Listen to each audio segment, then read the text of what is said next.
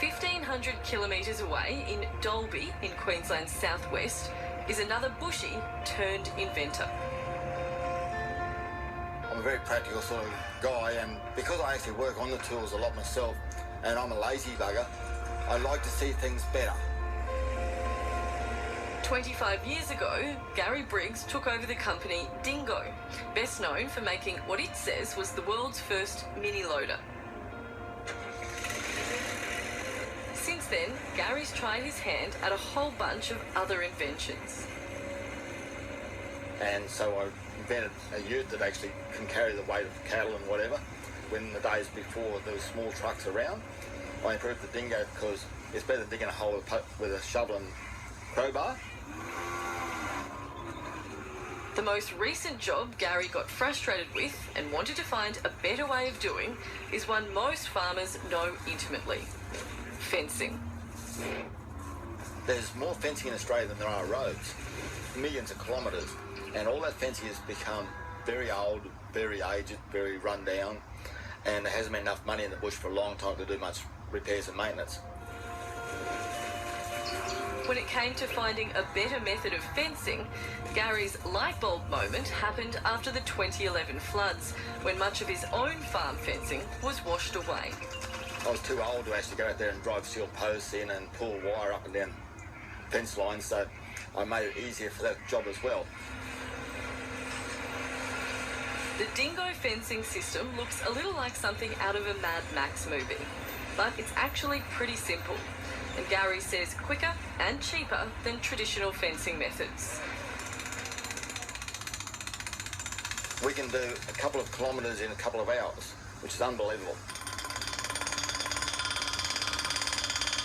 It works by pre-threading the wires into the specially designed aluminium fence posts, which Gary has patented, and which are stacked side by side on the fencing machine.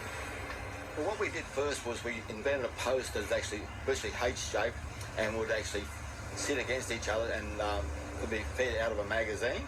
So once we got all the posts sort of spooning each other in a magazine, we could actually have a big hole through them. We could actually thread the wires through before we even start. Anyone who's done any fencing will know the endless walking backwards and forwards to thread the wire is one of the most frustrating parts of the job. So by the time we actually thread all the wires through the post, you actually, and then stand the fence up, as you drive the post into the ground, the fence appears behind you. It's as simple as that.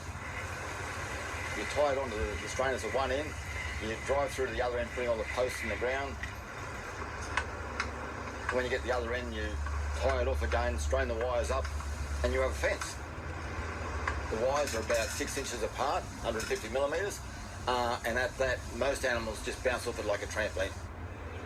Because the wire is on such long strains, it's really spring-loaded. Just checking.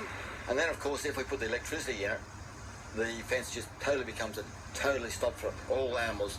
Kangaroos, wild dogs, pigs.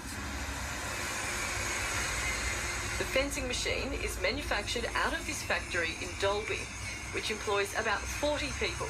Not bad for a regional centre with a population of less than 20,000.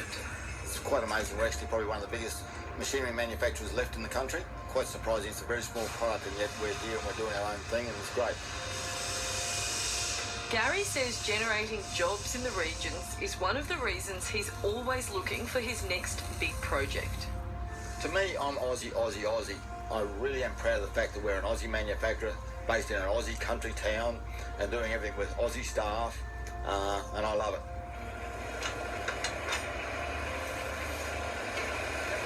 As with a lot of inventions, there is the concern that developing a machine to do something in place of a person might mean fewer jobs down the track. But when it comes to fencing, Gary Briggs believes the more the merrier. There's no way that our fencing machine will ever do even a fraction of the amount of fencing that's required. So those fencing contractors are out there who are happy to do all the hard work. Good luck to you guys. It's great that you're out there because we need you. Life outside the city can be hard work, so anything that helps to make it a little easier is always welcome. A very innovative breed of people, particularly if you've already come from the bush because you've had to do it. There's huge advances have come out of the bush.